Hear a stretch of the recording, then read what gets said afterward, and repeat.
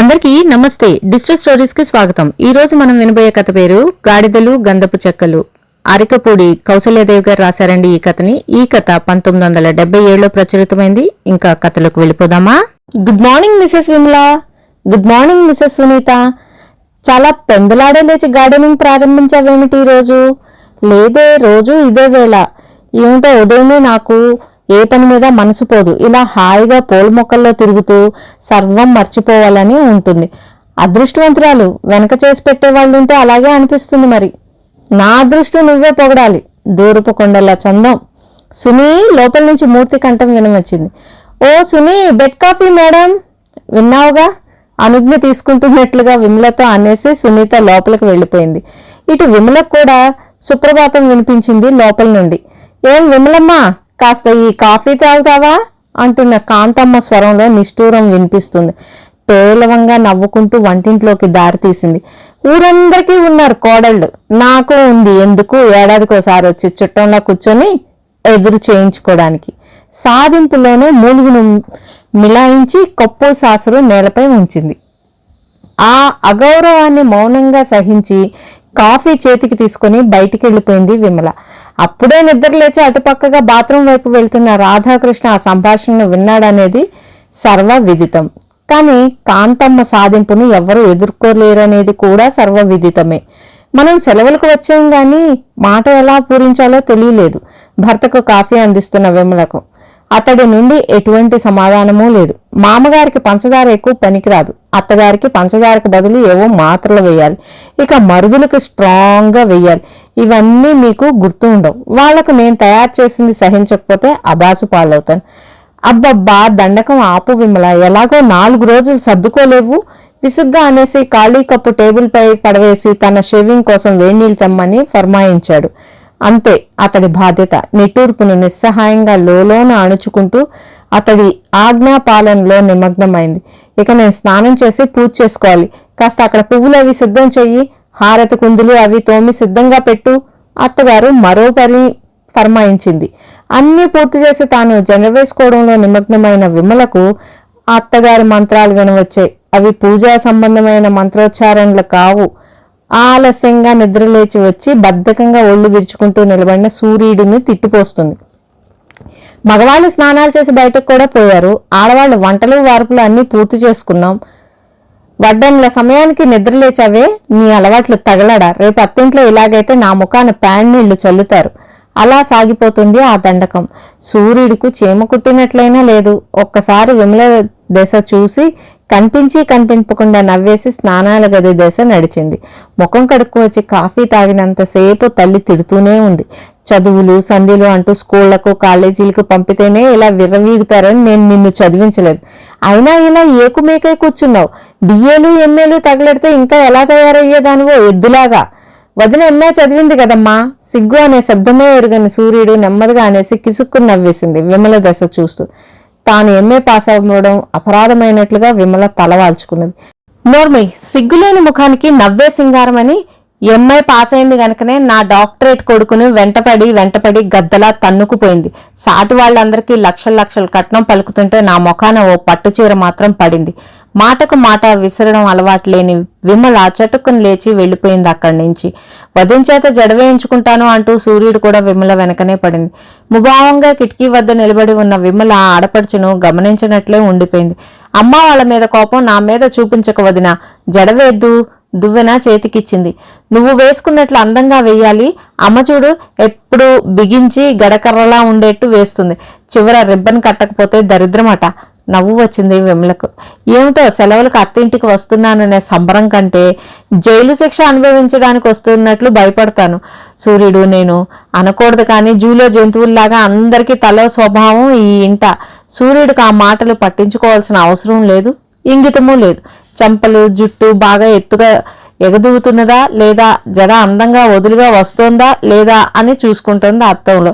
అయినా నువ్వెందుకంత ఆలస్యంగా లేస్తావు? త్వరగా నిద్రలేవడం మంచి అలవాటు కాదు మందలింపుగా అన్నది విమల. ఏం చెయ్యను వదినా, దీనంగా చూసింది సూర్యుడు. ఆడవాళ్లు పుస్తకాలు చదివి చెడిపోతారట.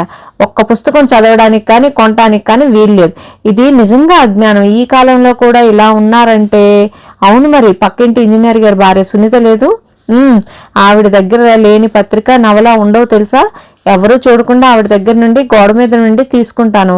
రాత్రులు అందరు నిద్రపోయాక రహస్యంగా చదువుకుంటాను. అందుకే పొద్దున్నే మెలకువ రాదు మరి. విమల సానుభూతి అంతా కళ్ళల్లోనే కురిసింది. వదినా, నన్ను మీతో తీసుకుపోదు. ఈ బందికానాలో పడి ఉండలేక చస్తున్నాను. ఇప్పుడంటే నువ్వు వచ్చావు గనక సరదాగా ఉంది. లేకుంటే అబ్బా నరకం. నాన్నకు పొలం అజమాయిషి, అమ్మకు ఇంటి పనిలో కావాల్సినంత మంది నౌకర్లు పాలేళ్ళు ఉన్నారు గనక చెప్పరానంత తీరిక, హడావుడి కూడాను. వెధవ వడియాలు, అప్పడాలు, పిండి వంటలు నేర్చుకోమంటుంది. లేదా అమ్మలక్కలు 10 మంది చేరి ఊళ్ళో పెళ్లి కాని ఆడపిల్లలందరినీ ఆడిపోసుకుంటూ ఉంటారు. చాలా ఆలోచించిన మీదట విమల అన్నది, నిజమే సూర్యుడు, అత్తగారిని అడుగుతాను, నిన్ను మాతో పంపిస్తారేమో. సరే, నేను మా స్నేహితురాలి ఇంటికి వెళ్ళి శుభవార్త చెప్పు వస్తాను. ఏం శుభవార్త? అదే నువ్వు వచ్చావని. ఎంఏ చదువుకున్న వదిన ఉన్నది నాకని ఎంత అసూయ తెలుసా వాళ్ళందరికీ నాపై. నిన్న సినిమా రాణిని చూసినట్టు చూడ్డానికి వస్తారిక. చెంగున పరిగెత్తుపోయింది. విషయం విమల నోట వింటూనే కొట్టిపారేశాడు అతి తేలికగా రాధాకృష్ణమూర్తి. పెళ్లిళ్ళకి వచ్చిన దానికి ఇప్పుడేం చదువులే, ఇక సంబంధాలు చూస్తున్నారు కదా. అయినా విమల పట్టు వదలలేదు. కాస్త చదువు వ్యాపకం అంటూ ఉంటే ఎవరికైనా ఓ పద్ధతి, శిక్షణ అనేవి తిన్నగా ఉంటాయి. చదువు లేక సూర్యుడు అలా ఉన్నదంతే. మాతో పట్నం పంపించండి అంది అత్తగారితో. పొయ్యి మీద గిన్నెలో వేగుతున్న పోపు గింజల కంటే ఎక్కువగా చిటపట్లాడుతూ కనిపించింది అసహనంగా తలెత్తిన కాంతమ్మ ముఖం. అనవసరంగా మాట్లాడబోకు నువ్వు. నీ సలహాలు ఎవరు అడగలేదు. చదువు పేరిట స్కూళ్లలో పడి మగాళ్ల వేట చేసుకోవాల్సిన గతి లేదు నా కూతురికి. శుభ్రంగా కట్నమిచ్చి పెళ్లి చేయగల తాహతున్నది మాకు. విమల అవాక్కుగా అచేతనంగా ఉండిపోయింది. అలాగుందేమో ముఖం. తలనొప్పిగాని వచ్చిందా అని అడుగుతాడు రాధాకృష్ణ. అదే గనక తమ ఇంట అయితే. కాని ఘనులైన అమ్మగారి ఆధ్వర్యంలో నడిచే ఈ ఇంట మాత్రం అతడి స్వభావం పూర్తిగా భిన్నమైపోతుంది. ఏది పట్టనట్లుగా, అంటి ముట్టనట్లుగా ఉంటాడు. పాత స్నేహితులు ఇళ్లన్నీ తిరిగి చుట్టబెట్టి వచ్చాడేమో. అలసి సొలసి అమ్మ ఆప్యాయంగా వడ్డించిన అన్నం సుష్టుగా ఆరగించి హాయిగా పవ్వలించి అంతలోనే నిద్రలోకి జారుకున్నాడు. విమల నిస్సహాయంగా అతన్నే చూస్తూ ఈజీ చైర్లో కూలబడింది. తాను అన్నం తిన్నదో లేదో కూడా అతడు అడగలేదు. అత్త సూటి పోటీ మాటలు తనకు ఆకలిని చంపివేశాయి. అంతా భోజనాలు ముగించి పగటి నిద్రలకు ఉపక్రమించారు. మామగారు సీతారామయ్య గారు కూడా పొలం నుంచి వచ్చి నడుము వాల్చాడు. ఎదిగిన పిల్ల సూర్యుడు ఇంకా కొంపక చేరుకోలేదన్న సంగతే ఎవరికీ పట్టదేం. వట్టి సాధింపులే గాని పెంపకం పద్ధతి తెలియదు కొందరికి. ఎంత పెద్దయినా వయసులో సరే అనుకున్నది. నిద్ర రాక ఆలోచనలో సతమవుతున్న విమల. ఇంతకు సూర్యుడు ఒకవేళ తన గదిలో గప్చిప్గా ఏమైనా చదువుకుంటూ కూర్చుందేమో. ఈ ఆలోచన రాగానే మేడ మీద సూర్యుడి గదికి దారితీసింది విమల. పాతకాలపు పెద్ద భవంతి. భవనానికి తగినంత జనాభా లేక కొన్ని గదులు పాత సామానులతోనూ మరికొన్ని అలా ఖాళీగా నిరుపయోగంగానూ పడున్నాయి. అంతా నిశ్శబ్దంగా ఉంది. అక్కడక్కడ బయట నుండి వినిపించే కాకుల అరుపులు, పిచ్చుకుల కువకువలు మినహా సూర్యుడు గది గొళ్ళెం పెట్టి ఉన్నది బయట. అనాలోచితంగానే గొళ్ళెం తీసి లోపల ప్రవేశించింది విమల. ఈ తరపు ఆడపిల్ల గదిలా లేదది అసలు. శుభ్రత అనేది ఏ కోసైనా కనిపించడం లేదు. పక్క పరుపు దిళ్ళు సర్దపోయిన విమల నాగుపామును చూసినట్టే అదిరిపడింది. క్షణకాలం నివ్వెరపోయి నిలబడిపోయింది. పరుపు అడుగున దాచి ఉన్న పుస్తకాలు పైన బొమ్మలే ఎంతో ఘోరంగా ఉన్నాయి. ఒక్కొక్కటే తిరిగేసి చూసిన విమల శరీరంపై గొంగళి పురుగులే పాకినట్లుగా అనిపించింది. వివాహిత స్త్రీ గాని, విజ్ఞానమూర్తి అయిన వైద్యురాలు గాని తన భర్త ఎదుటైన ఆ పుస్తకాలను కన్నెత్తి చూడడానికి కూడా సిగ్గుపడవలసినట్లున్నాయి అందలి బొమ్మలు, రాతలు. అమాయక వయసులో ఉన్న సూర్యుడికు సునీత ఇవ్వదగిన పుస్తకాలేనా ఇవి? సునీతపై అపరిమితమైన ఆగ్రహంతో 4 దులిపేద్దామనే దృఢ నిశ్చయంతో బయలుదేరింది విమల. దాదా ఒంటరిగా ఫీల్ అవుతున్నాను. ఆప్యాయంగా ఆహ్వానించిన సునీత పలుకులు విమలకు శ్రావ్యంగా వినిపించలేదు. కడుపులో మంట కుతుమంటుందాయే. తను పమిట చెంగు చాటును దాచి ఉంచిన పుస్తకాలను విసురుగా సెంట్రల్ టేబుల్ పై గిరాటేస్తూ సునీత కనుల్లోకి తీక్షణంగా చూసింది. అర్థం కాని సునీత పుస్తకాలను విమలను మార్చి చూడసాగింది అయోమయంగా. సాటి యువతని ఎందుకు ఇలా తప్పుడు మార్గంలోకి ఇచ్చుతున్నావు సునీత? నువ్వు చదువుకున్న విజ్ఞానవంతురాలువే కదా? అరుణున్న కురుస్తున్న నేత్రాలతో అడిగింది విమల. నాకేమీ అర్థం కావడం లేదు నీ మాటలు, బిత్రబోతూ అన్నది సునీత. ఈ పవిత్ర గ్రంథాలను నువ్వు మా ఆడపడుచుకు ఏ సదుద్దేశంతో ఇచ్చావని అడుగుతున్నాను. విమల కంఠంలో తీవ్రత తగ్గలేదు. ఇవి సునీత బ్రుకుటి ముడిపడింది. ఆ పుస్తకాలను తిరగా బోర్లా వేసి చూసి అంటరాని వస్తువులను చూచినట్లు విసిరివేసి చేతులు కడుక్కొని వచ్చి కూర్చుంది. ఎవరి ఆవేశాలను వారు దిగమింగుకుంటూ ఉండగా 5 నిమిషాలు మృంగుడు పడిపోయాయి. అయితే ఇవి తనకు నేనిచ్చానని సూర్యుడు చెప్పిందా? తనను తాను సంభాళించుకుంటూ వీలైనంత శాంత స్వరాన అడిగింది సునీత. అవునన్నట్లు తల పంకించింది విమల. ఇలా రా అంటూ ఇద్దరు వీధి వరండాలోకి దారితీశారు. వీధి చివరగా ఆ మూల కనిపిస్తున్న కిళ్ళీ కొట్టు చూసావా? సునీత అడిగింది. అయితే ఇవాళ చదివి రేపు ఇచ్చేయడానికి ఒక్క పుస్తకానికి 10 పైసలు తీసుకుంటాడు వాడు. అవడానికి ఇది పల్లెటూరే గాని ఇక్కడో ఇటువంటి కామచరిత్రలు అధికం. ఆశ్చర్యంగా చూడసాగింది విమల. సారీ విమల, నువ్వు నన్ను అనుమానించకపోతే ఇవన్నీ నేను బయట పెట్టకపోదును. కానీ మన స్నేహం నిలవటానికి నేను అబద్ధం చెప్పడం లేదు తెలుసా? Sorry, very very sorry Sunitha. పోనీ గాని ఇట్రా. ఇద్దరు సునీత పడక గదిలోకి దారితీశారు. చిన్నదైన పొందికగా తీరుకగా అమర్చబడిన ఇల్లు. ఒక పక్క చిన్న పుస్తకాల ర్యాక్, బెడ్ సైడ్ టేబుల్ పైన కూడా కొన్ని పుస్తకాలు దొంతి ఉంది. చూసావా మా అభిరుచులు అని సునీత సవాలు చేస్తున్నట్లుగా కనిపించాయి ఒక్కో పుస్తకం మీద ఉన్న ఉన్నతమైన రచయిత్రుల నామధేయాలు. సిగ్గుతో వాలింది విమల శిరస్సు. మనిద్దరం స్నేహితులం కదా అని నువ్వింతగా ఆరా తీయవని అనుకొని అలా చెప్పి ఉంటుంది మీ ఆడపడుచు. పోనీలే, మర్చిపోదాం. ఇప్పటికీ విమల తలపైకి లేవలేదు. విమల ఆర్ధతగా పిలిచింది సునీత. ఏమిటన్నట్లు చూసింది విమల. మీ సూర్యుడు ఏమైపోతుందో, ఆఖరికి ఏ గతికి వస్తుందో నాకేం అర్థం కావడం లేదు. అటువంటి పుస్తకాలు నౌకర్ల చేత ఆ దుకాణం నుంచి రహస్యంగా తెప్పించుకుంటుంది. తల్లి కోడిగుడ్లు, ధాన్యం వగైరా అమ్మిన డబ్బులు తస్కరించుతుంది ఈ ఘనకార్యం కోసం. విమల నేత్రాలు కదలికను మరిచి వినసాగాయి. చీకటి పడబోయేసరికి ఈ వయసు పిల్లను ఇంట బదిలి తండ్రి చతుర్ముఖ పారాయణానికి పోతాడు, లేదా భోగం కొంపలకు పోతాడు. అది కూడానా మా మామగారికి? ఉలికిపాటుతో అడిగింది విమల. ఆహా, ఉంటావుగా 10 రోజులు, అన్నీ నువ్వే చూస్తావు, గ్రహిస్తావు. ఇక ఆ తల్లి ఘనత వహించిన మీ అత్తగారు గుళ్ళో పురాణం అని ఒకనాడు, ఎవరింట్లోనో హరికథ అని ఒకనాడు, లేదా ఏ పుట్టింటి బంధువో చచ్చిన పరామర్శకాని మరోనాడు వెళ్ళిపోతుంటుంది. మరి ఈ పిల్ల ఇలా చెడిపోక ఏమవుతుంది? ఇంట్లో ఉన్నప్పుడైనా పిల్ల ముఖం చూసే తీరికేది?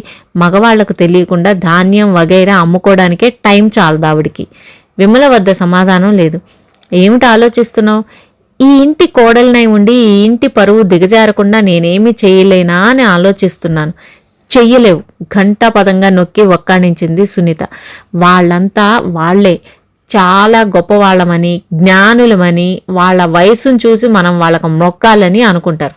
వయస్సు అదిగో ఆ ఓడలు దిగిన మర్రికే ఉన్నది, ఎప్పటి నుంచి నిలబడి ఉన్నదో ఎవరికీ తెలియని ఆ పర్వతానికి ఉంది.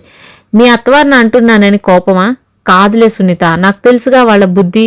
నేను హరికథలు విననని, నోములు వ్రతాలు చేయనని రకరకాలుగా నిందిస్తారు మా అత్తగారు. కానీ ఒంటరి కాపురాల్లో గడియారముళ్ళు చూసుకుంటూ నిమిషం పరిగెత్తాల్సిన ఈ కాలంలో ఇవి ఎంతవరకు సాధ్యమని ఆలోచించరు.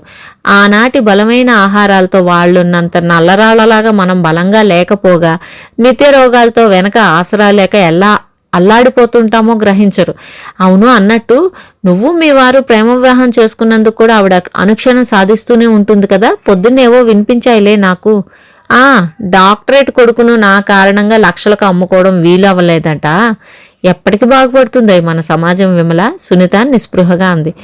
ఏకంగా ఏ భూకంపమో వచ్చి మరలా కొత్త ప్రపంచం పుట్టాలేమో. హఠాత్తుగా మాటలు ఆపేసి సునీత దృష్టిని కేంద్రీకరించిన దిశగా తాను చూపులను తిప్పింది విమల. హుషారుగా జడను మెలివేస్తూ తిప్పుతూ గెంతుతున్నట్లుగా 10 మంది నడిచే రోడ్డుపై ఒక ఆడపిల్ల నడవరాని విడ్డూరుపు విధంగా నడిచి వస్తుంది సూర్యుడు. చాలా హుషారుగా ఉంది ముఖంలో. చేతిలో ఏవో పువ్వులు, పుస్తకాలు. సాయంత్రం 6:30 కావస్తున్న సమయం అది. సంధ్య చీకట్లు అలుముకుంటున్నాయి చుట్టుపక్కలంతా. ఎక్కడికెళ్ళావే? గుమ్మంలోనే ఎదురైన తల్లి ప్రశ్నకు వాళ్ళ రమణ గారింటికి అని చెప్పేసి లోపలికి జారుకుంది సూర్యుడు. రామాలయంలో రుక్మిణీ కళ్యాణం చదువుతున్నారు, నేను అలా వెళ్ళొస్తా, ఇల్లు జాగ్రత్త. కాంతమ్మ వెళ్ళిపోయింది. కోడలు మహాతల్లి ఏ పెత్తనాలకు పోయిందో, ఇంట్లో లేదు అని కూడా అన్నది మరో అడుగు వేశాక. హుషారుగా ఇంట్లోకి పరిగెత్తిన సూర్యుడు 2 నిమిషాల్లోనే బయటకు వచ్చి ఒక పాలేరు చేత ఏదో చీటీ ఉంచి పంపించడం అంతా గమనిస్తూనే ఉన్నారు సునీత, విమల. సునీత డ్రాయింగ్ రూమ్ నుంచి. చూసావుగా విమల, అంతా వెళ్ళి ఎవ్వరూ నీ రాక గమనించకుండా మేడ మీద ఏ మూలో నక్కి జరిగేదంతా గమనించు అంతే. నోరు మాత్రం విప్పకు, అభాసు పాలవుతావు. నువ్వు ఇంటి కోడలివి. వాళ్ళ మీద నేరాలన్నీ నీ మీద నెట్టి నీ కాపురంలో నీళ్లు పోయగల సమర్థులు. మరీ హెచ్చరించింది, పంపించింది సునీత విమలను. గబగబా స్నానం ముగించి ముస్తాబై సూర్యుడు అలా తన గదిలోకి వెళ్లటము, అదే సమయంలో ఎవరో బలిష్టమైన యువకుడు కూడా పిల్లిలా వచ్చి ఆ గదిలో దూరడము, వెంటనే తలుపులు మూసుకోవడము జరిగిపోయింది. ఏం చూస్తున్నది? ఏం జరుగుతున్నది? విమలకు కళ్ళు తిరిగి పడతానేమో అనేంత భయం కలిగింది. కిటికీలో నుండి చూసిన దృశ్యం భరించలేనట్లుగా మరలా వెనకకు పరిగెత్తి క్లీనేడర్ నిలబడింది. 16 ఏళ్ల సూర్యుడు.